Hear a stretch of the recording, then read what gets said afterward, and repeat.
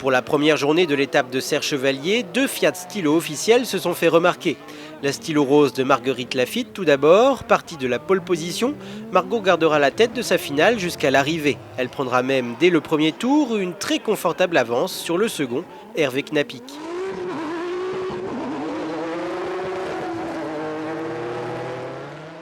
Derrière, à 4 tours de la fin, Sergio Lubrano partira à la faute avec sa Mégane, créant un véritable bouchon.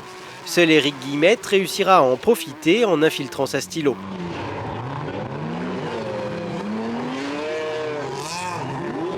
Concentrée, jamais inquiétée, Margot Lafitte remporte facilement la victoire.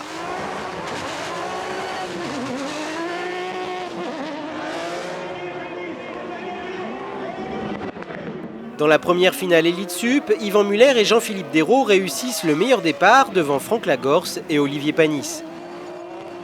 Ce dernier tentera tout pour dépasser la Stilo, mais Lagorce résiste. À quelques tours de l'arrivée, un virage pris trop large et le pilote Fiat part à la faute, laissant passer Panis. Yvan Muller s'impose facilement malgré ses 60 kg de lest. Dans la deuxième finale Elite Sup, on retrouve le second animateur Fiat de la journée, Philippe de Corsac. C'est en effet lui qui menait les qualifications jusqu'à ce qu'au dernier moment, Alain Prost lui arrache le meilleur temps pour seulement 80 millièmes. Ils passeront d'ailleurs le drapeau à damier de leur finale dans cet ordre-là.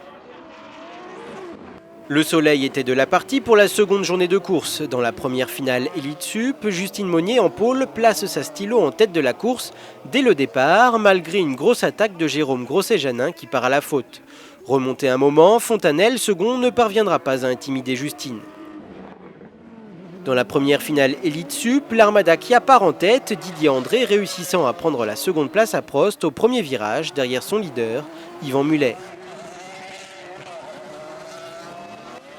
Derrière, Philippe de Corsac, parti dernier, est bloqué dans un accrochage. Énervé d'avoir perdu sa place, Alain Prost tente le tout pour le tout afin de reprendre son dû. Commence alors une fantastique passe d'armes, Prost réussit presque à passer une première fois. Mais Didier André résiste avant de se faire tasser par le professeur. En tête, Yvan Muller s'impose facilement. Deuxième finale élite de la journée et deuxième pôle pour la Stilo Rose avec cette fois-ci Margot Lafitte à son volant. Moins chanceuse que la veille, malgré un bon départ, elle devra céder sa première place à Yvan Lebon après une petite erreur. Dernière finale de la journée et de nouveau un excellent départ des Kia avec Bourrion et Stevenard aux commandes. Troisième, Dérault, suivi comme son ombre par Lagorce, attaque rapidement Stevenard. Après une première tentative ratée, il réussit le tour suivant, immédiatement imité par Lagorce. Ce dernier, totalement déchaîné, infiltre sa Stilo à la corde quelques tours plus tard, prenant l'ascendant sur la BMW du Toulousain. Lagorce termine ainsi second derrière la Kia de Bourrion. Au classement général, Yvan Muller reste en tête devant Dérault, Prost et Lagorce. Cinquième, Bourrion se rapproche dangereusement de Lagorce. À une semaine de la fin du trophée, rien n'est joué pour la victoire. Rien n'est joué non plus en promotion. Si Margot Lafitte a refait la moitié de son retard sur le leader, Jérôme Grosset-Janin, tout reste à faire la semaine prochaine lors de la finale à Superbès.